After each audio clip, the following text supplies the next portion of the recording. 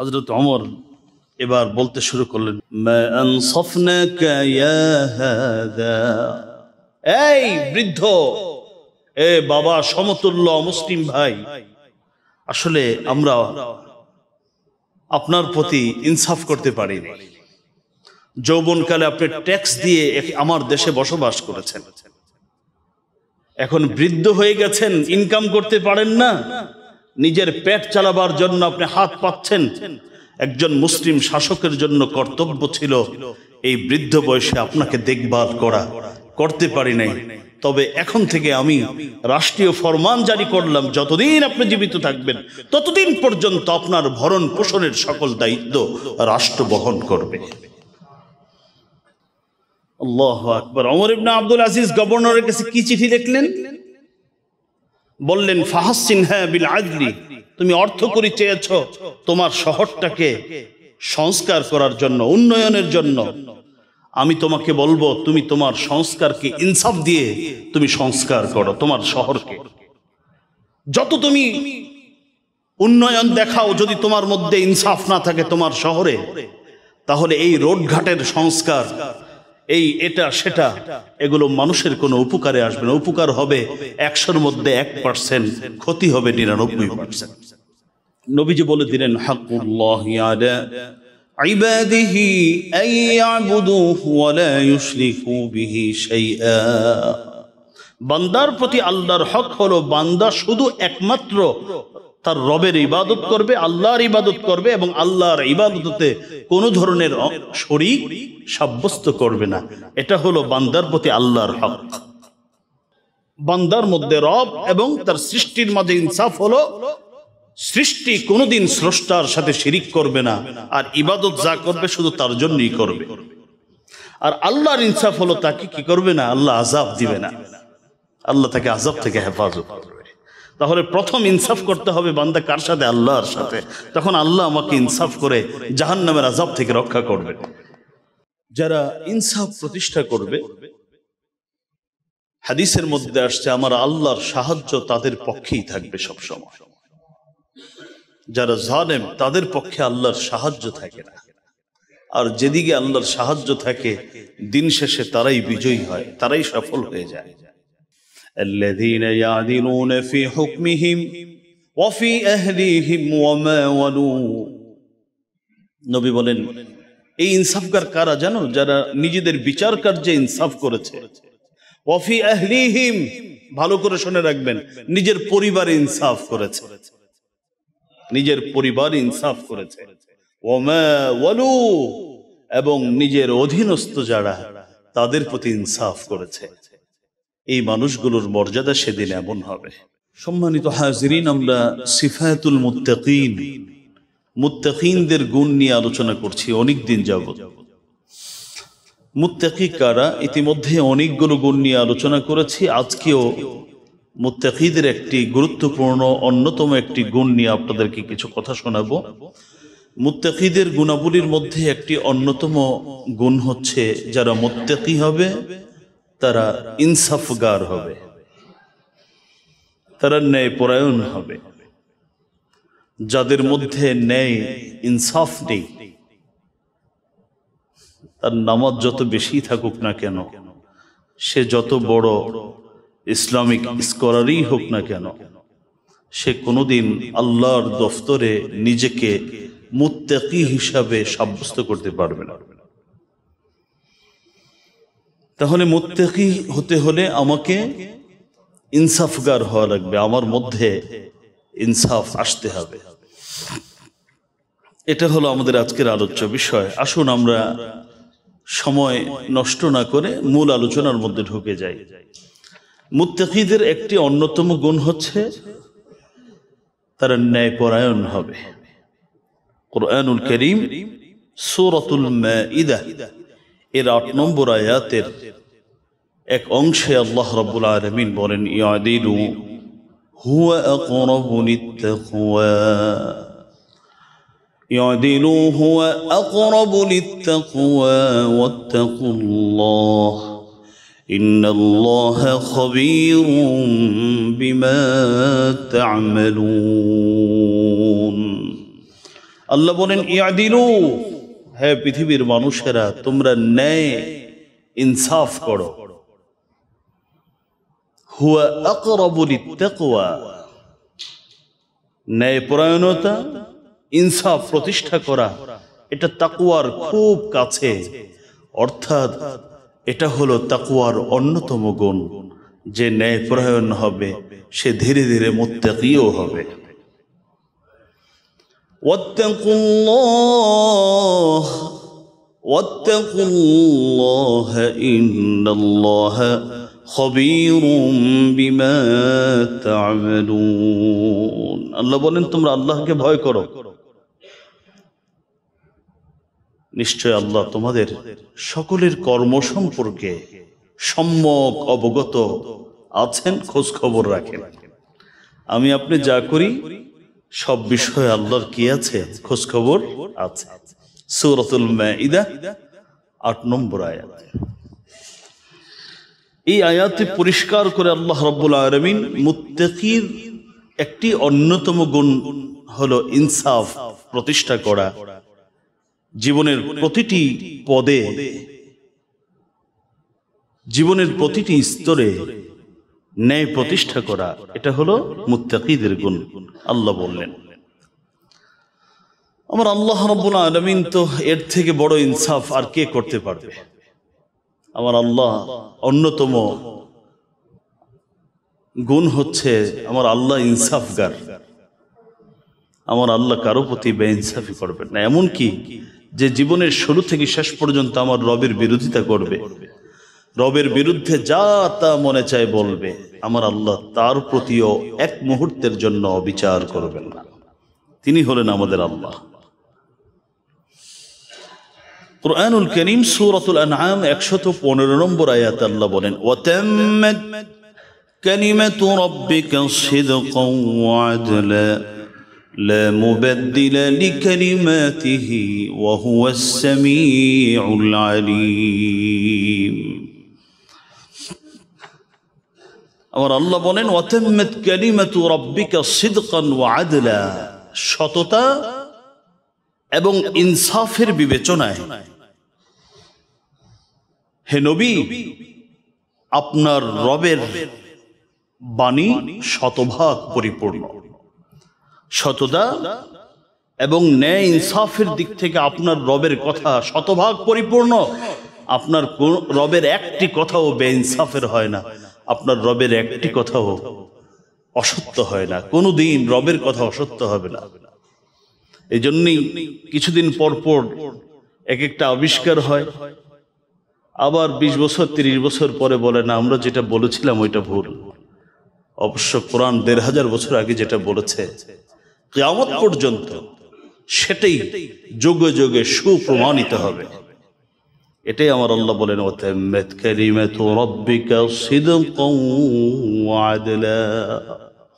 আমার আল্লাহর কোন আইন, আমার আল্লাহর কোনো কথা বেইনসাফের না। এটা পুরুষরে বলুক, নারীকে বলুক, তৃতীয় লিঙ্গকে বলুক, যাকে বলুক, আমার আল্লাহ যেটা বলবেন ওটাই ইনসাফ। হযরতে মুআজ ইবনে জাবাল রাদিয়াল্লাহু তাআলা আনহু সম্পর্কে ইয়াজিদ ইবনে উমাইরা একজন সাহাবী, তিনি বলেন, হযরতে মুআজ ইবনে জাবাল লা ইয়াজলিসু মাজলিসান লিযিকরি হিনা ইয়াজলিসু ইল্লা ক্বাল আল্লাহু হাকামুন কিসতুন হালাকাল মুরতাবুন। আবু দাউদ শরীফের হাদিস। হযরত ইয়াজিদ ইবনে উমাইরা বলেন, হযরত মুআজ ইবনে জাবাল যেখানেই নসিহত করতে বসতেন, নবীর সাহাবী হযরতে মুআজ যেখানে ওয়াজ নসিহত করতে বসতেন, যত ওয়াজ নসিহতই করতেন এর আগে পরে একটি কথা বলতেন, আল্লাহু হাকামুন কিসতুন হালাকাল মুরতাবুন। আমার আল্লাহ হচ্ছেন ন্যায়পরায়ণ, আমার আল্লাহ হচ্ছেন ন্যায়পরায়ণ শাসক। আমার আল্লাহর কোন বিধিবিধানের মধ্যে বেইনসাফি নাই। হালাকাল মুরতাবুন, তবে যাদের এই বিষয়ে বিভিন্ন সংশয় সন্দেহ আছে আমার আল্লাহর কথা নিয়ে, তারা ধ্বংস হবে। আবু দাউদ শরীফের হাদিস। সুবহানাল্লাহ, এক একটা কথা এত এত মিনিংফুল, এক একটা কথা যদি একটু মন দিয়ে আপনারা শুনতে পারেন, দেখবেন আমার আল্লাহ রাসূল কি বলে গেছেন ১৫০০ বছর আগে। সাহাবী হযরত মুআজ ইবনে জাবাল যেখানেই নসিহত করতেন, যে বিষয় তিনি আলোচনা করতেন, আগে পরে বলতেন আল্লাহু হাকামুন কিসতুন, আল্লাহ হচ্ছেন ন্যায়পরায়ণ বিচারক। তবে যারা সংশয়বাদী, যাদের আমার আল্লাহর কথা নিয়ে সন্দেহ খালি, এই মানুষগুলো তাদের ধ্বংস অনিবার্য। আবু দাউদ শরীফের হাদিস। তাহলে মুত্তাকিদের অন্যতম গুণ হচ্ছে ইনসাফ। আমার আল্লাহর গুণাবলী সমূহের মধ্যে একটি গুণ হচ্ছে ইনসাফ। সকল নবী রাসূলকে আমার আল্লাহ পৃথিবীতে ইনসাফ প্রতিষ্ঠা করার নির্দেশ দিয়েছেন। সূরাতুল হাদীদ 25 নম্বর আয়াতে আমার আল্লাহ বলেন, লাকাদ আরসালনা রুসুলানা বিল বাইয়িনাত ওয়া আনজালনা মাআহুমুল কিতাবা ওয়াল মিজান লিয়াকুমান নাসু বিল কিসত। আল্লাহ বলেন, লাকাদ আরসালনা রুসুলানা বিল বাইয়িনাত, আমি আমার রাসূলদেরকে সুস্পষ্ট প্রমাণাদি দিয়ে প্রেরণ করেছি। لقد أرسلنا رسلنا بالبينات وأنزلنا معهم الكتاب والميزان, আমি তাদেরকে কিতাব তাদের সাথে অবতীর্ণ করেছি, ন্যায় নিষ্ঠার মাপকাঠি তাদেরকে আমি দিয়েছি। কেন? লিয়াকুমান নাসু বিল কিসত, যাতে করে মানুষ ইনসাফের রাজ কায়েম করতে পারে, ইনসাফ যেন মানুষ প্রতিষ্ঠা করতে পারে। এই জন্য আমি রাসূলদেরকে সুস্পষ্ট প্রমাণাদি এবং আমি কিতাব দান করেছি। কেন? পৃথিবীর মানুষ যেন ইনসাফের উপর প্রতিষ্ঠিত হতে পারে। এই আয়াত পরিষ্কার করে বলে দিল, পৃথিবীর সকল নবী রাসূলের তাদের পৃথিবীর জীবনের একটি অন্যতম মিশন ছিল পৃথিবীর মানুষকে, প্রতিটি ব্যক্তিকে, পরিবারকে, সমাজকে ন্যায় নিষ্ঠার উপর প্রতিষ্ঠা করা। বিশেষ করে আমাদের নবী, আখিরি নবী, বিশ্ব নবী রাহমাতুল লিল আলামিন সাল্লাল্লাহু আলাইহি ওয়াসাল্লাম, আমার নবী বলেন, আমাকে তো আমার আল্লাহ ইনসাফ করার নির্দেশ দিয়েছেন। সূরাতুশ শূরা এর 15 নম্বর আয়াতে আমার আল্লাহ বলেন, ওয়া উমিরতু লিআ'দিলা বাইনাকুম আল্লাহু রাব্বুনা ওয়া রাব্বুকুম লানা আ'মালুনা ওয়া লাকুম আ'মালুকুম। নবী বলেন, আমাকে আমার আল্লাহ ইনসাফ করতে, তোমাদের মাঝে ন্যায় এবং ইনসাফ করার নির্দেশ আমার আল্লাহ আমাকে দিয়েছেন। ওয়া উমিরতু লিআ'দিলা বাইনাকুম আল্লাহু রাব্বুনা ওয়া রাব্বুকুম, আল্লাহ যেমন আমার রব তোমাদেরও রব। মুহতারাম হাজরিন, আমার নবী মুখে বলেছেন যে আমি ইনসাফ করি, আমার নবী বাস্তবায়নও করেছেন। মুসলিম শরীফের হাদিস, হযরত জাবির ইবনে আব্দুল্লাহ থেকে বর্ণিত বড় হাদিস। এক সাহাবীর প্রশ্নের জবাবে আমার নবী বলেছিলেন, ওমান ইয়াদিল ইযা লাম আকুন আ'দিল, আমি যদি ইনসাফ না করি পৃথিবীতে, তাহলে পৃথিবীর কে ইনসাফ করবে? আমার থেকে বড় ইনসাফকারী কে আছে পৃথিবীতে? আমি তো সব থেকে বড় ইনসাফগার। সহিহ মুসলিমের হাদিস। বুখারী শরীফের মধ্যে এসেছে, হযরত আয়েশা থেকে বর্ণিত হাদিস, একটু বড় হাদিস, আমি ঘটনাটা আপনাদের সামনে পেশ করছি। হযরত আয়েশা সিদ্দিকা রাদিয়াল্লাহু তাআলা আনহা বলেন, আন্না কুরাইশান আহাম্মাহুম শানুল মারআতিল মাখজুমিয়া আল্লাতী সারাকাত। মখজুম, কুরাইশ বংশের মখজুম একটা গোত্র, এই গোত্রের একজন মহিলা চুরি করে ধরা পড়েছে। বিষয়টি নিয়ে কুরাইশের সকলের মধ্যে যথেষ্ট পেরেশানি, কারণ ওখানে চুরির শাস্তি হলো হাত কেটে দেয়া, কোরআনের বিধান তো। হাত কেটে দেয়। তো কুরাইশের, তাও আবার পৃথিবীর সব থেকে দামি বংশের লোক, আবার ওই বংশের মধ্যেও সম্ভ্রান্ত তিনি, কিন্তু চুরি করে ধরা পড়ছে। নবীজির কাছে বিচার গেলে নবীজি তো ইনসাফ করবেন, নিঃসন্দেহে হাত কাটা হবে, কুরাইশ বংশের পুরো বংশের উপর একটি কালো দাগ লেগে যাবে। বিষয়টি নিয়ে কুরাইশের নেতৃস্থানীয় লোকজন খুব পেরেশানিতে পড়ে গেলেন, কি করা যায়, কি করা যায়। তো নিজেদের মধ্যে সলা পরামর্শ চলছে। হঠাৎ করে একজন বলল, আচ্ছা নবীর সব থেকে প্রিয় কে? সাইজে সুইজে একটু ছোট, বয়সে কম, এরকম কে আছে? তো উনিকে বললেন ওমে ইউকাল্লিমু ফিহা রাসূলুল্লাহ সাল্লাল্লাহু আলাইহি ওয়াসাল্লাম। তখন একজন বললেন যে উসামা, হযরতে উসামা রাদিয়াল্লাহু তাআলা। নবীজির একজন পালক সন্তান ছিলেন যায়েদ ইবনে হারিসা, তার একমাত্র সাহাবী যার নাম কোরআনে এসেছে হযরত যায়েদ। এই যায়েদের ছেলের নাম হলো উসামা। নবীজি তাকে খুব বেশি ভালোবাসতেন। সাহাবা ইকরাম কুরাইশ বংশের লোকেরা বলল, উসামাকে তো নবীজি খুব ভালোবাসে, বিষয়টি নিয়ে সুপারিশ করাতে হলে উসামাকে দিয়ে সুপারিশ করাতে হবে। হযরতে উসামাকে বলা হলো, একটু সুপারিশ করো। হযরতে উসামা রাদিয়াল্লাহু তাআলা কোনো বিষয় ডানবাম চিন্তা না করে ফাকাল্লামাহু উসামা, হযরতে উসামা নবীর সাথে গিয়ে কথা বলতে শুরু করলেন। ওগো নবীজি, একটা কাজ ঘটেই গেছে, বংশটা তো আপনার, কুরাইশ বংশের সম্মান তো আজকে দুই একদিন ধরে না, বহুদিন ধরে, বিষয়টি একটু বিবেচনায় নেওয়া যায় কিনা। নবীজি প্রথমত বললেন, আতাশফা ফি হাদ্দিন মিন হুদুদিল্লাহ, আল্লাহর বিধানের ক্ষেত্রে তুমি আমাকে সুপারিশ করতে আসছো উসামা? তোমার সাথে আমার মোহাব্বত, এই মোহাব্বত দিয়ে, আমার ভালোবাসার দুর্বলতাকে দিয়ে আল্লাহর বিধান লঙ্ঘন করাবার দুঃসাহস তুমি করেছ? এরপরে নবীজি আর উসামার সাথে কথা না বলে সুম্মা কামা ফাখতাতাবা সুম্মা ক্বালা ইন্নামা أهلك الذين قبلكم أنهم كانوا إذا سرق فيهم الشريف تركوا وإذا سرق فيهم الضعيف أقاموا عليه الحد। নবীজি এবার ভাষণ দিতে শুরু করলেন, সাহাবীদেরকে সকলকে ডেকে বললেন, এই আমার সাহাবীরা, জানো অতীতের মানুষ কেন ধ্বংস হয়েছে? বিভিন্ন নবীর উম্মত কেন ধ্বংস হয়েছে জানো?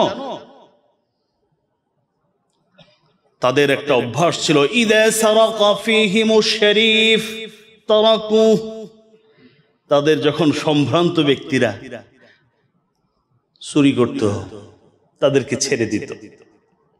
ওয়া ইদা সারাকা ফীহিমুদ দাঈফ আকামু আলাইহিল হাদ, প্রভাবশালী ব্যক্তিরা, সম্ভ্রান্ত ব্যক্তিরা চুরি করলে মাপ পেয়ে যেত, আর যদি কোনো দুর্বল মানুষ, শেষরা চোর যাকে বলে, ছোটখাটো চুরি করে, আকামু আলাইহিল হাদ, তাদের উপর হদ, আল্লাহর বিধান তারা কি করত? প্রতিষ্ঠা করত, বাস্তবায়ন করত। সঙ্গত কারণে বহু জাতি ধ্বংস হয়েছে। ওয়াইমুল্লাহি লাউ আন্না ফাতিমাতা বিনত মুহাম্মদ সাল্লাল্লাহু আলাইহি ওয়াসাল্লাম সারাকাত লাকাতাতু ইয়াদাহা। হে উপস্থিত সুধী আমার সাহাবীরা, এই অপরাধ যদি কুরাইশের ওই মহিলা নয়, আমার কলিজার টুকরা ফাতেমাও করত এই চুরি। আল্লাহর কসম, লাকাতাতু ইয়াদাহা, আমি নিজ হাত দিয়ে আমার কলিজার টুকরা ফাতেমার হাতটা আমি কেটে ফেলতাম, কারণ এটা হলো আল্লাহর বিধান। বুখারী শরীফের হাদিস। মুহতারাম হাজিরিন, নবীজির জীবনের ন্যায়ের একটা ছোট্ট ঘটনা, এটা তো প্রশাসনিক বিষয়, ব্যক্তিগত বিষয়ে নবীজি কতটা ন্যায়পরায়ণ ছিলেন। ছোট আরেকটি ঘটনা আপনাদেরকে শোনাই, একটা হাদিস, আবু দাউদ এবং মুস্তাদরাকে হাকিমের হাদিস। হাদিসের বর্ণনাকারী হযরত আবি লাইলা, তিনি বলেন, কানা উসাইদ ইবনে হুদাইর রাজুলান সালিহান যাহিকান মালিহা নবীর একজন সাহাবী ছিলেন, নাম তার উসাইদ ইবনে হুজাইর। তো হযরতে উসাইদ তিনি অত্যন্ত ন্যায় মানুষ ছিলেন, ন্যায়পরায়ণ ছিলেন, নেককার ছিলেন, খুব হাস্যরস করতেন, বৈধভাবে সীমার মধ্যে থেকে খুব মজাক করতেন, আনন্দ বিনিময় করতেন খুব বেশি বেশি। কিছু মানুষ থাকে গোমড়ো মুখর, আর কিছু মানুষের মুখে সবসময় হাসি লেগেই থাকে, তার কথাগুলো সীমার মধ্যে থেকে এমন এমন কথা বলে মানুষ এতে খুব আনন্দ পায়। হযরত উসাইদ ইবনে হুজাইর ঠিক ওইরকম একজন সাহাবী। ইউহাদ্দিসুল কওম, তিনি একদিন সাহাবীদের সাথে কথা বলছেন, নবী পাশে, সাহাবীদের সাথে কথা বলেন, ওয়ায়ুদহাইকুহুম, আর তার কথা শুনে সাহাবায়ে কেরাম খুব হাসছেন, খুব ছোট ছোট কৌতুক করে কথা বলেন।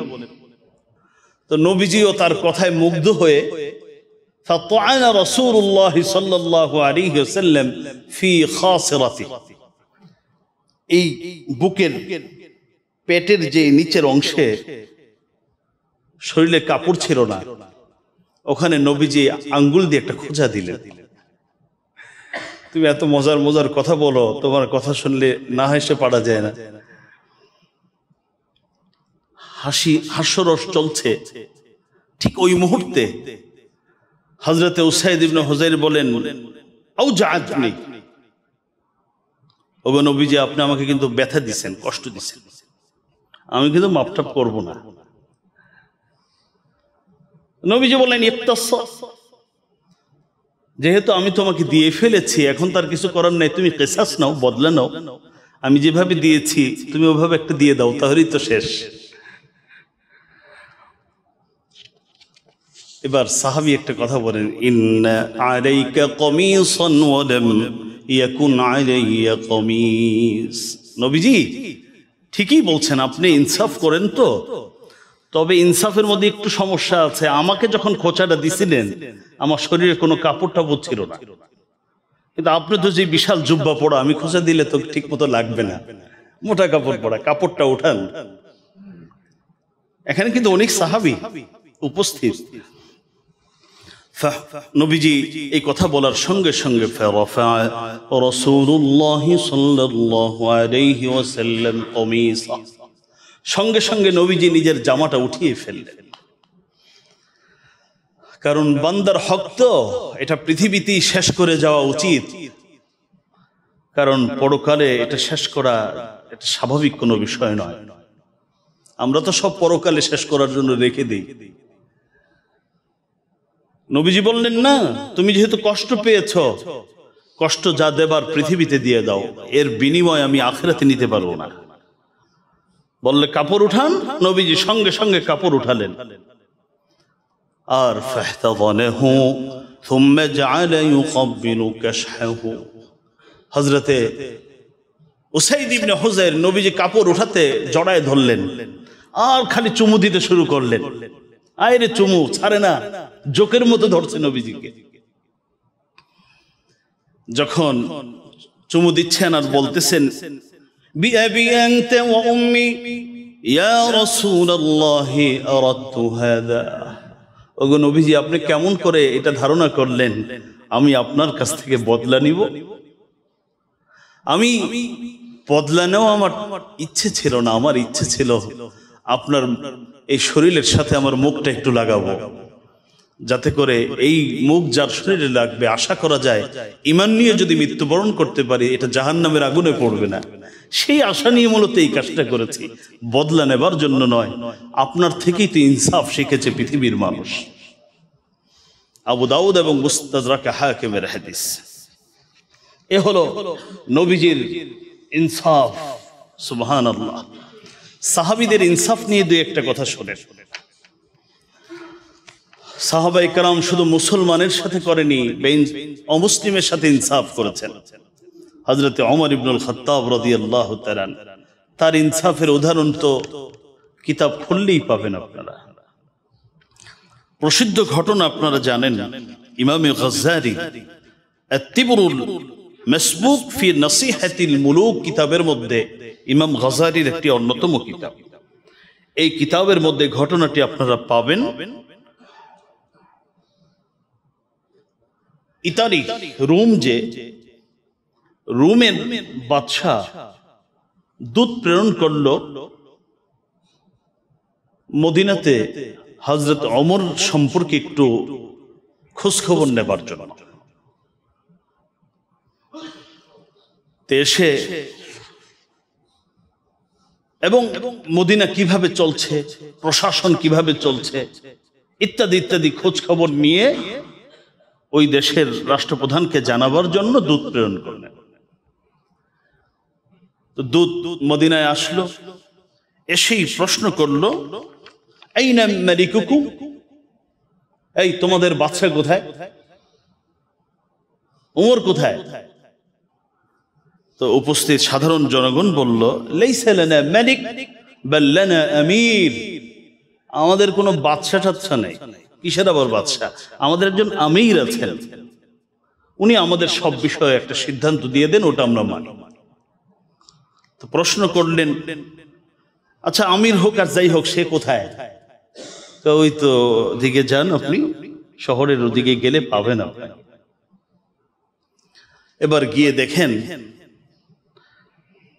فوجده نائما في الشمس على الأرض فوق الرمل الحار, একজন ব্যক্তি সূর্যের আলো, আরবের সূর্যের আলো তো বোঝেন কি পরিমাণ গরম, ভরপুর দুপুরে বাড়ির উপরে, উত্তপ্ত বাড়ির উপরে একজন লোক নাক ডেকে ঘুমাইতেছে,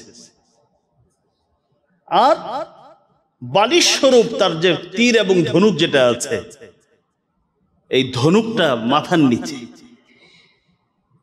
শুধু তাই নয়, ওয়াল ইয়াসকুতু মিনহু ইলা আন্না বাল্লাল আরদ, আর এমন ভাবে শরীর থেকে ঘাম বের হচ্ছে যে জমিন ভিজে যাচ্ছে। এই অবস্থা দেখার পরে দূত, সে তো অর্ধ পৃথিবীর শাসকের হালত দেখতে আসছে, তার ভিতরে এগুলো দেখার পরে জিজ্ঞেস করছে, হ্যাঁ এই আমাদের আমির। আচ্ছা ঠিক আছে, এবার তুমি যাও, পাঠায় দিলে। এবার শুধু নিজে নিজে এই কথাটা বলতেছিলেন, আশপাশের মানুষ শুনতেছিল, আরে তোমার ভয়ে দেশ বিদেশের বাচ্চারা কাঁপে, আর তোমার অবস্থাই করুন। এই অবস্থায় অর্ধ পৃথিবীর শাসক শুয়ে আছে। তখন সে একটা কথা বলেছিল, ওয়ালাকিন্নাকা ইয়া উমর আদালতা আমিনতা ফানিমতা, ওমর আমি বুঝতে পেরেছি তুমি বড় ইনসাফগার, তুমি ইনসাফ করেছো, এই জন্যই তুমি আজকে এত নিরাপদ, এই জন্যই তুমি নিরাপদে ঘুমায় আছো, কোনো দেহরক্ষী নাই, কিচ্ছু নাই। আর মানুষকে এমন ভাবে তুমি শিক্ষা দিয়েছো যে এখন আর তোমার কেউ নাই যে হিংসা বিদ্বেষ করে তোমাকে এখন ইয়ে করবে, আক্রমণ করবে। আর আরেকটা কথা বললো, মালিকুনা ইয়াজুর, কিন্তু আমগো একটা বাদশা আছে, ওটা চরিত্র একেবারেই সুবিধারা, সুযোগ পাইলেই খালি অত্যাচার করে।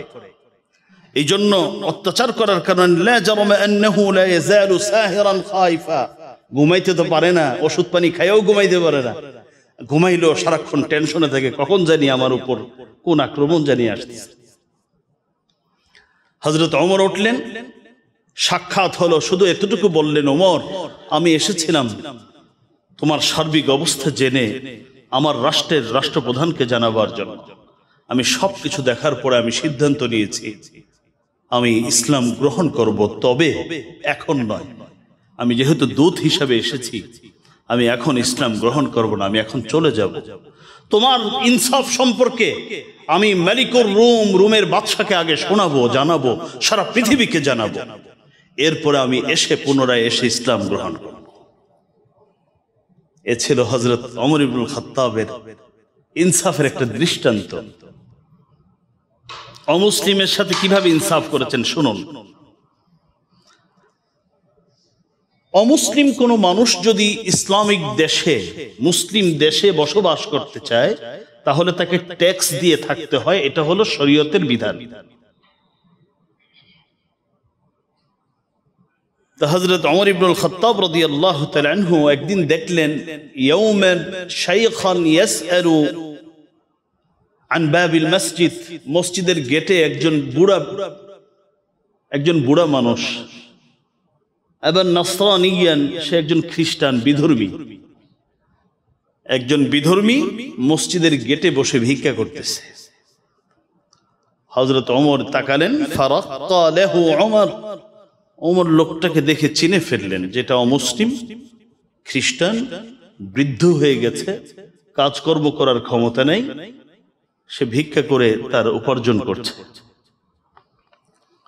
হযরত ওমর এবার বলতে শুরু করলেন, মা আনসাফনাকা ইয়া হাদা, মা আনসাফনাকা ইয়া হাদা, আখাযনা মিনকাল জিজিয়াফাতান ওয়া আদ'নাকা শাইখা, মা আনসাফনাকা ইয়া হাদা।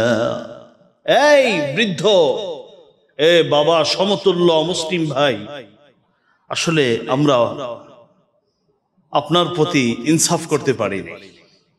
যৌবনকালে আপনি ট্যাক্স দিয়ে আমার দেশে বসবাস করেছেন, এখন বৃদ্ধ হয়ে গেছেন, ইনকাম করতে পারেন না, নিজের পেট চালাবার জন্য আপনি হাত পাচ্ছেন।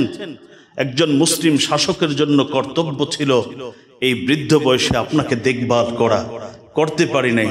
তবে এখন থেকে আমি রাষ্ট্রীয় ফরমান জারি করলাম, যতদিন আপনি জীবিত থাকবেন ততদিন পর্যন্ত আপনার ভরণ পোষণের সকল দায়িত্ব রাষ্ট্র বহন করবে। আল্লামা ইমাম সুয়ুতি রাহিমাহুল্লাহ তার উল্লেখযোগ্য কিতাব জামিউল আহাদিসে এই ঘটনাটা পাবেন। মুহতারাম হাজিরিন, এটা কার সাথে? এক অমুসলিম ভাইয়ের, ভিক্ষুকের সাথে হযরতে ওমরের ইনসাফ। মুহতারাম হাজিরিন, আপনাদেরকে সাহাবীদের পরে একজন পৃথিবীর সেরা একজন মনীষী, দ্বিতীয় ওমর যাকে বলা হয়, ওমর ইবনে আব্দুল আজিজ সম্পর্কে আপনারা শুনেছেন। হযরত ওমর ইবনে আব্দুল আজিজ সম্পর্কে আপনাদেরকে শোনাবো। হযরত ওমর ইবনে আব্দুল আজিজ রাদিয়াল্লাহু রাহমাতুল্লাহি আলাইহি, তিনি তার শাসনামলে একবার এক গভর্নর একটা চিঠি লিখছে। চিঠির মূল বক্তব্য হলো, আমার এই রাজ্যে, আমার এই অংশে, আমার দায়িত্বপ্রাপ্ত যে জায়গাগুলো, এখানে রাস্তাঘাট, বিভিন্ন কিছু খুব সংস্কার করা দরকার, সব নষ্ট হয়ে গেছে, কিছু বরাদ্দ আমার জন্য দেওয়া। চিঠিটা হযরত ওমর ইবনে আব্দুল আজিজ পড়লেন। পড়ার পরে উল্টো হযরত ওমর ইবনে আব্দুল আজিজ চিঠি লিখলেন গভর্নরের কাছে। আল্লাহু আকবার। ওমর ইবনে আব্দুল আজিজ গভর্নরের কাছে কি চিঠি লিখলেন? বললেন, ফাহাসসিনহা বিল আদলি, তুমি অর্থকড়ি চেয়েছ তোমার শহরটাকে সংস্কার করার জন্য, উন্নয়নের জন্য। আমি তোমাকে বলবো, তুমি তোমার সংস্কারকে ইনসাফ দিয়ে তুমি সংস্কার করো তোমার শহরকে। যত তুমি উন্নয়ন দেখাও, যদি তোমার মধ্যে ইনসাফ না থাকে তোমার শহরে, তাহলে এই রোডঘাটের সংস্কার, এই এটা সেটা, এগুলো মানুষের কোনো উপকারে আসবে না। উপকার হবে 100-র মধ্যে 1%, ক্ষতি হবে 99%। ফাহাসসিনহা বিল আদল, ইনসাফ দিয়ে তুমি তোমার শহরকে আগে সংস্কার করো, এরপরের সংস্কার হলো রোডঘাট ইত্যাদি সংস্কার করো। তোমার আইনের কোনো শাসন থাকবে না তোমার রাষ্ট্রে, আর তুমি শুধু মানুষকে উন্নয়ন আর উন্নয়নের কথা শোনাবা, এই উন্নয়ন মানুষ চায় না। কত বছর আগের কথা এগুলো। মুহতারাম হাজিরিন, মনে হয় যেন এই কথাগুলো আজকে বর্তমান পৃথিবীর অবস্থা দেখে দেখে আমাদেরকে বলা হচ্ছে। মুহতারাম হাজিরিন, এবার আসুন ইনসাফ। ইনসাফ কয় ধরনের? কার সাথে ইনসাফ করব? এতক্ষণ তো দেখলাম শুধু মুসলমানের সাথে নয়, নিজের বংশের সাথে ইনসাফ করেছেন, কাফের সাথে ইনসাফ করেছেন অমুসলিমের সাথে। আমরা তো একটু প্রতিপক্ষ হলে তার জন্য মনে করি যে এর সাথে বেইনসাফি করাটাই ইনসাফ। আমার মতের সাথে যদি না মিলে তাহলে এই লোকের আর কোনো অধিকার, বেঁচে থাকারই অধিকার পৃথিবীতে নেই। এটা হলো আমাদের একটা নীতি। মুহতারাম হাজিরিন, ইনসাফ মূলত আমাদেরকে 4টি ক্ষেত্রে ইনসাফ করতে হবে। এগুলো আসলে অনেক বিস্তারিত বলা দরকার, কিন্তু আপনাদের ধৈর্য কতটুকু আছে আল্লাহই ভালো জানে। আমি আজকে খুব বেশি করে বলবো না, খুব ছোট করে 2-4 মিনিটে বলার চেষ্টা করব। অনেক আমরা বলি ওই লোকটা খুব ইনসাফগার ছিল। ইনসাফগার কাকে বলা হয়? আমার মাঝে মধ্যে একটা কথা খুব খারাপ লাগে, আপনারা বললে কষ্ট পাবেন কিনা জানি না। বিশেষ করে কোনো মানুষের জানাজার যখন শুরু হয়, দাঁড়িয়ে উনি এই রকম ছিলেন, সেই রকম ছিলেন। আরে ভাই, কিরকম ছিলেন যার কাছে যাচ্ছেন উনি খুব ভালো করে জানেন।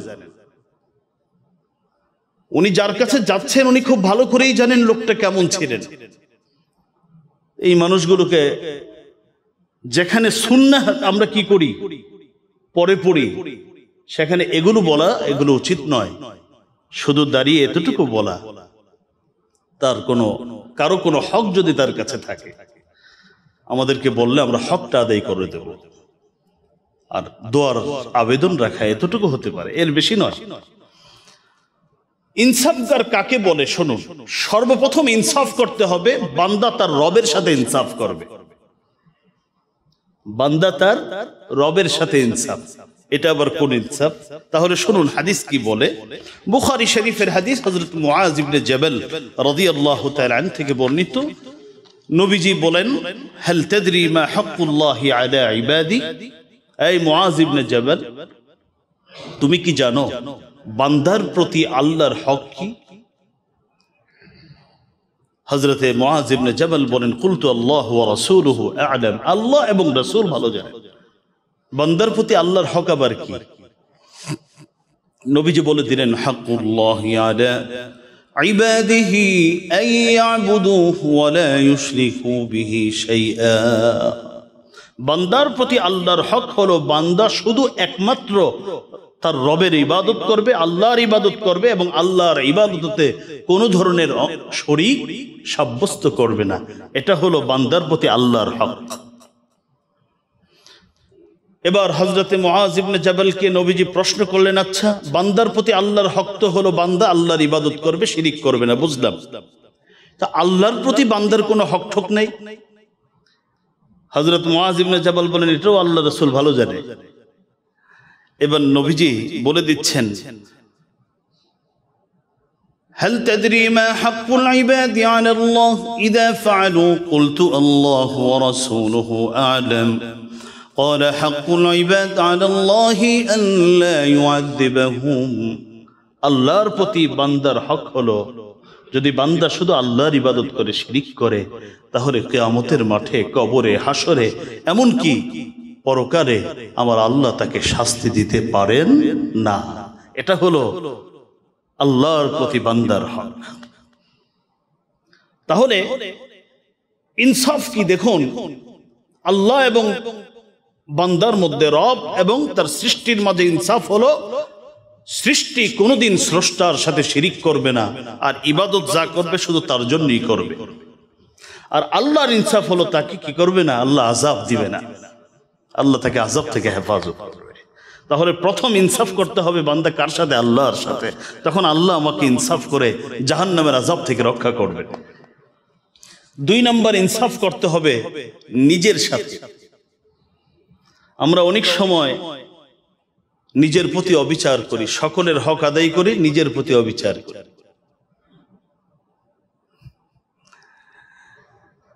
নিজের হক আদায় করাটা এতটা গুরুত্বপূর্ণ শরীয়ত ইসলামে। অন্য সময় বলবো, এতটুকু শোনেন আজকে, যে ইবাদত করতে গিয়েও অতিরিক্ত ইবাদত করতে ইসলাম নিষেধ করেছে, যে ইবাদতের মাধ্যমে এই লোকটা অসুস্থ হয়ে পড়বে। এটা ইসলাম বলেছে। আমরা অনেক সময় আবেগ দিয়ে কি করি, বিভিন্ন আমল করি। হাদিস শরীফের মধ্যে আসছে, হযরতে জুহাইফা রাদিয়াল্লাহু তাআলা আনহু তার বাবা থেকে হাদিস বর্ণনা করেন, আল্লাহ রাসূল বলেছেন, ইন্না লিরাব্বিকা আলাইকা হাক্কান ওয়া লিনাফসিকা আলাইকা হাক্কান ওয়া লিআহলিকা আলাইকা হাক্কা। এক নাম্বার রবের সাথে ইনসাফ, দুই নাম্বার নিজের সাথে ইনসাফ। নবীজি বলেছেন, লিনাফসিকা আলাইকা হাক্কান, নিশ্চয়ই তোমার নিজের কিছু হক আছে তোমার উপরে, সেটার ক্ষেত্রে তুমি ইনসাফ করো। তিন নাম্বার হলো নিজের পরিবারের সাথে ইনসাফ। পরিবারের মধ্যে বেইনসাফি করবে না। এই বিষয়টা অনেক খুবই গুরুত্বপূর্ণ, আমি নোটে রেখেছি। আমি মাঝে মধ্যে আপনাদের সাথে কথা বলতে গিয়ে নোট করি যে এই বিষয়ে কথা বলতে হবে। তো গতকালকে এই বিষয়টা আমি নোটে রেখেছি। আল্লাহ যদি আমাকে তৌফিক দান করেন, একজন সন্তান ভূমিষ্ঠ হওয়ার পর থেকে বাবা মার দায়িত্ব কতদিন পর্যন্ত, এবং শেষ বয়সে তার দায়িত্ব কি, এবং পরবর্তীতে বাবা মা চলে গেলে সন্তানের দায়িত্ব কি, এই বিষয়গুলোর উপর ইনশাআল্লাহ আমি বিস্তারিত কথা বলবো। আজকে আর ওদিকে যাচ্ছি না। যে পরিবারের প্রতি ইনসাফ করা, একাধিক স্ত্রী হলে সেক্ষেত্রে কি করা, সন্তান যখন একাধিক হয় তাদের ক্ষেত্রে কি করণীয়, এই বিষয়গুলো নিয়ে আমরা আলোচনা শুনবো সামনে। তাহলে 3 নাম্বার হলো পরিবারের সাথে ইনসাফ করা।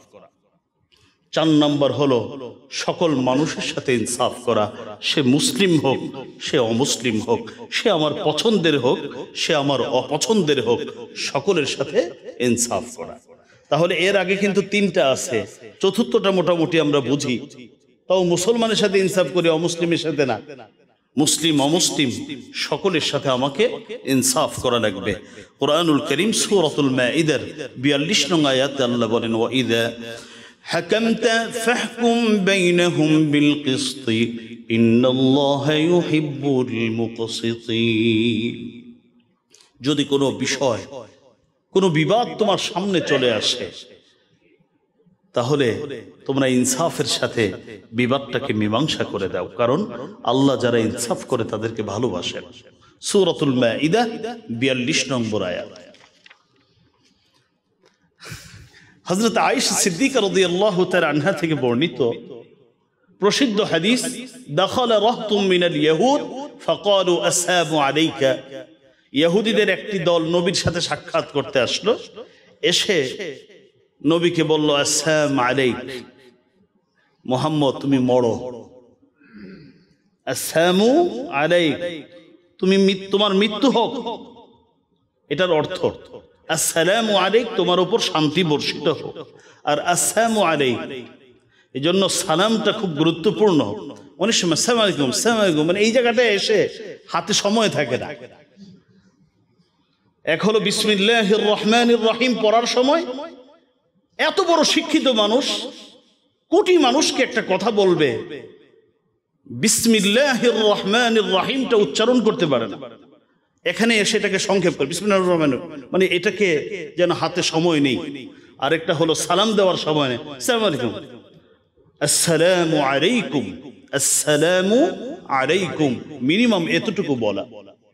যদি আসসালামু আলাইকুম বলে তার মানে তোমরা সবাই মরো।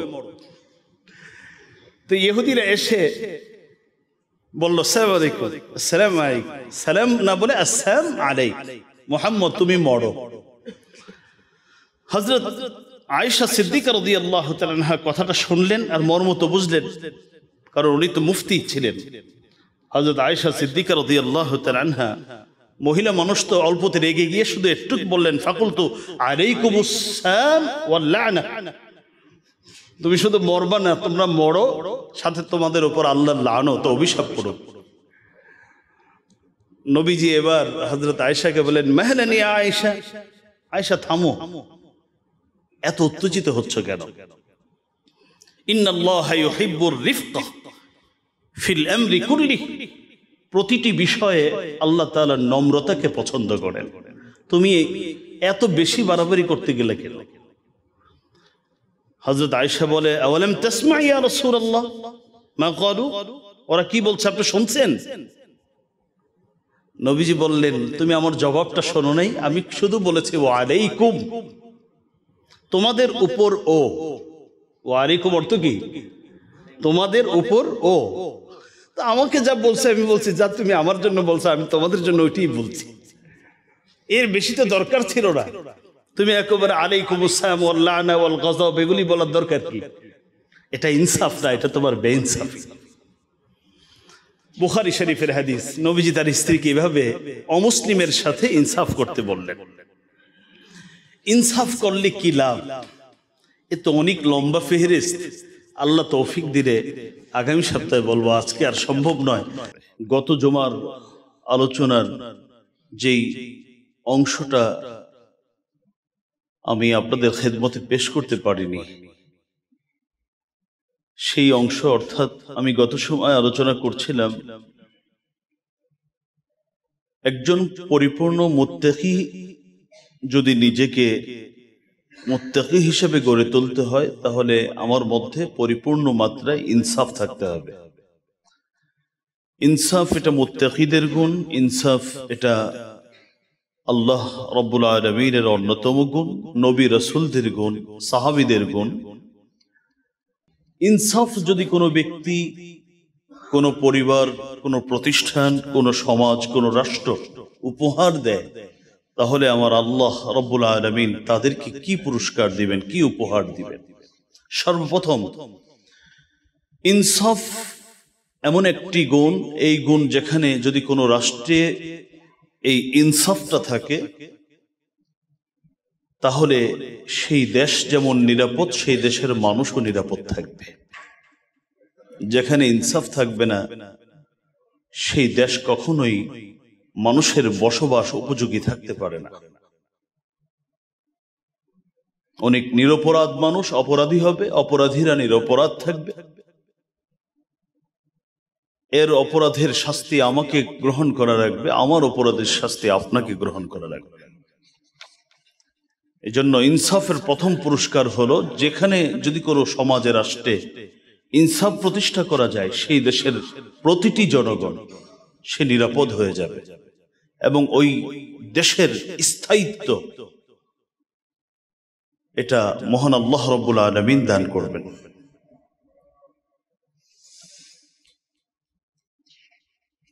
ইমামে তাবারি তার উল্লেখযোগ্য একটি কিতাব আছে আত-তারিখ, সেখানে উল্লেখ করেছেন, لما رأى النبي صلى الله عليه وسلم الأذى يشتد بأصحابه, ইসলামের সূচনা লগ্নে যখন নবীজি দেখতে পেলেন যে ঈমান আনার অপরাধে সাহাবীদের প্রতি অত্যাচার শুধু বাড়ছে, সাহাবায়ে কেরাম অত্যাচার আর সহ্য করতে পারছেন না, এমন একটা পর্যায়ে নবীজি সাহাবীদেরকে বললেন, আমারা বিল হিজরাতি ইলাল হাবশা, আমারা বিল হিজরাতি ইলাল হাবশা وقال فإن بها ملكا لا يظلم عنده أحد। নবী সাহাবীদেরকে বললেন, ও আমার সাহাবীরা, তোমাদের প্রতি এত অত্যাচার, তোমরা তো কোনো মানুষের ক্ষতি করনি, সমাজের কোনো ক্ষতি করনি, তোমরা তোমাদের বিশ্বাসের মধ্যে একটা পরিবর্তন এনেছো, এই তো তোমাদের অপরাধ। মক্কার মানুষগুলো পৃথিবীর শ্রেষ্ঠ শহর তোমাদের জন্য এখন নিরাপদ নয়, কারণ এখানের প্রশাসক, এখানের দায়িত্বশীলরা জালেম। বরং তোমাদের নিরাপত্তার জন্য আমি তোমাদেরকে পরামর্শ দিচ্ছি, তোমরা হাবাসায় চলে যাও, তোমরা হাবাসায় চলে যাও, কারণ فإن بها ملكا لا يظلم عنده أحد, কারণ ওখানে একজন শাসক আছেন, ওখানের রাষ্ট্রের দায়িত্বে এমন একজন ব্যক্তি আছেন, যে ব্যক্তি সকল ধর্মের মানুষের কারো প্রতি সে অবিচার করে না, তার কাছে সকল ধর্মের মানুষ নিরাপদ, প্রত্যেকে তার ধর্ম এবং কর্ম করছে, কারো প্রতি সে অবিচার করে না। তোমরা ওখানে যদি চলে যাও, তোমরাও নিরাপদ থাকবে, আর যে দেশের শাসক কারো প্রতি অবিচার করে না, সকলকে তার অধিকার পরিপূর্ণ দেয়, সেই দেশও নিরাপদ, তোমরা সেখানে চলে যাও। ইমামে তাবারি তার ঐতিহাসিক কিতাব তারিখের মধ্যে এই কথাটি উল্লেখ করেছেন। শাইখুল ইসলাম ইবনে তাইমিয়াহ পৃথিবী সারা একজন ইসলামিক স্কলার, তিনি চমৎকারভাবে এর ব্যাখ্যা করেছেন, বলেছেন ইন্নাল্লাহা ইয়ানসুরুদ দাওলাতাল আদিলাহ ওয়া ইন কানাত কাফিরা ولا ينصر الدولة الظالمة ولو كانت مؤمنا। শাইখুল ইসলাম ইবনে তাইমিয়া বলেন, যদি কোনো দেশ ন্যায়পরায়ণ হয়, কোনো দেশে যদি আইনের শাসন থাকে, তাহলে ওই দেশকে সাহায্য করা আমার আল্লাহর উপর অপরিহার্য হয়ে যায়। যদিও ওই দেশের মানুষ অমুসলিম, তারা অমুসলিম, কিন্তু সেখানে আইনের শাসন আছে, আমার আল্লাহ সেখানে সাহায্য করবে। মুসলিম দেশ কিন্তু জালেম, এই দেশে ন্যায় নাই, ইনসাফ নাই। শাইখুল ইসলাম ইবনে তাইমিয়া বলেন, ওয়ালা ইয়ানসুরুল্লাহ আদ-দাওলাতাল যালিমা ওয়ালাউ কানাত মুমিনা। যেটা ঈমানি রাষ্ট্রও হয়, মুসলিম সংখ্যাগরিষ্ঠ রাষ্ট্রও হয়, যদি জুলুম থাকে তাহলে সেখানে আমার আল্লাহ সাহায্য করবেন না। তাহলে যদি নিরাপত্তা পেতে চাই, একটা নিরাপদ রাষ্ট্র গঠন করতে চাই, যদি আমাদের মনে এমন একটি চাওয়া থাকে, ভালো চাওয়া, তাহলে আমাকে ব্যক্তি জীবন থেকে নিয়ে আমাদের একেবারে রাষ্ট্রীয় জীবন পর্যন্ত ইনসাফ প্রতিষ্ঠা করা, তাহলেই রাষ্ট্র নিরাপদ থাকবে, জনগণও নিরাপদ থাকবে। 2 নম্বর পুরস্কার, যারা ইনসাফ প্রতিষ্ঠা করবে, হাদিসের মধ্যে আসছে আমার আল্লাহর সাহায্য তাদের পক্ষেই থাকবে সব সময়। যারা জালেম তাদের পক্ষে আল্লাহর সাহায্য থাকে না, আর যেদিকে আল্লাহর সাহায্য থাকে দিন শেষে তারাই বিজয়ী হয়, তারাই সফল হয়ে যায়। তিরমিজির হাদিস, হযরত আব্দুল্লাহ ইবনে আবু আওফা রাদিয়াল্লাহু তাআলা থেকে বর্ণিত, তিনি বলেন, আল্লাহর রাসূল ইরশাদ করেছেন, ইন্নাল্লাহা মা'আল কাযী মা লাম ইয়াজুর ফাইযা জারা তাখাল্লা আনহু ওয়া লাযিমাহু শাইতান। নবী বলেন, ন্যায়পরায়ণ শাসক, ন্যায়পরায়ণ বিচারক, এক কথায় যারা ন্যায়পরায়ণ হয়, যতক্ষণ পর্যন্ত এই বিচারক জুলুম করে না, অবিচার করে না, ততক্ষণ পর্যন্ত আমার আল্লাহর সাহায্য তাকে বেষ্টন করে রাখে। ফাইদা জারা, যখনই সে জুলুমের পথ বেছে নেয়, তাখাল্লা আন, আমার আল্লাহ যেই বেষ্টনী, সাহায্যের যে বেষ্টনী, সেটা উঠিয়ে নেন। ওয়া লাযিমাহু শাইতান, শয়তান তখন তাকে জড়ায় ধরে। আমার আল্লাহর সাহায্য চলে যায়, শয়তানের সর্বশক্তি নিয়ে শয়তান তার উপর কি করে, সোয়ার হয়। তিরমিজির হাদিস। তাহলে 2 নম্বর পুরস্কার হলো, ইনসাফ যে প্রতিষ্ঠা করবে তার পক্ষে আমার আল্লাহর সাহায্য থাকবে, আর যে ইনসাফ না জুলুমের পথ বেছে নিবে, শয়তান তার প্রতি সাহায্য করবে। 3 নম্বর, যেহেতু দুটো বিষয়, এজন্য সংক্ষেপে বলছি। 3 নম্বর হলো, যে ব্যক্তি ইনসাফ প্রতিষ্ঠা করবে আমার আল্লাহ তাকে ভালোবাসার প্রতিশ্রুতি দিয়েছেন। বলেছেন, ওই লোকটা যদিও হেরে গেছে ইনসাফ করে, পৃথিবীর সবাই তাকে ছাড়তে পারে, আমি আমার ভালোবাসা তাকে ছাড়বে না, আমি তাকে ভালোবাসবো। সুবহানাল্লাহি ওয়া বিহামদিহি। সূরাতুল মাঈদার 42 নং আয়াতের শেষে আমার আল্লাহ বলেন, ইন্নাল্লাহা ইউহিব্বুল মুকসিতিন,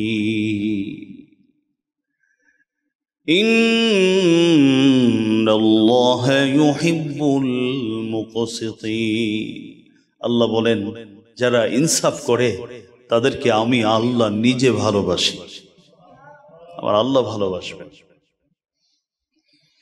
4 নম্বর পুরস্কার, যারা ইনসাফ করবে আমার আল্লাহ রাব্বুল আলামিন তাদেরকে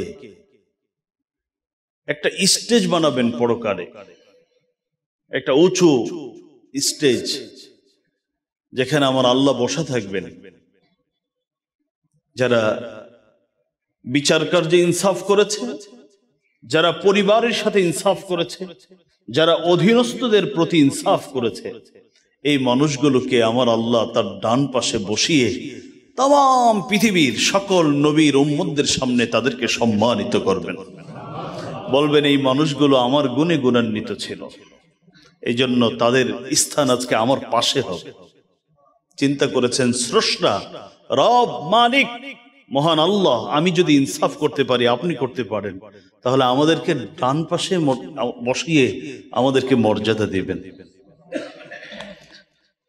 শুনুন হাদিস, সহিহ মুসলিমের হাদিস, হযরত আব্দুল্লাহ ইবনে আমর ইবনুল আস রাদিয়াল্লাহু তাআলা থেকে বর্ণিত। তিনি বলেন, قال رسول الله صلى الله عليه وسلم إن المقسطين عند الله على منابر من نور عن يمين الرحمن عز وجل وكلتا يديه يمين الذين يعدلون في حكمهم وفي أهليهم وما ولوا رواه مسلم।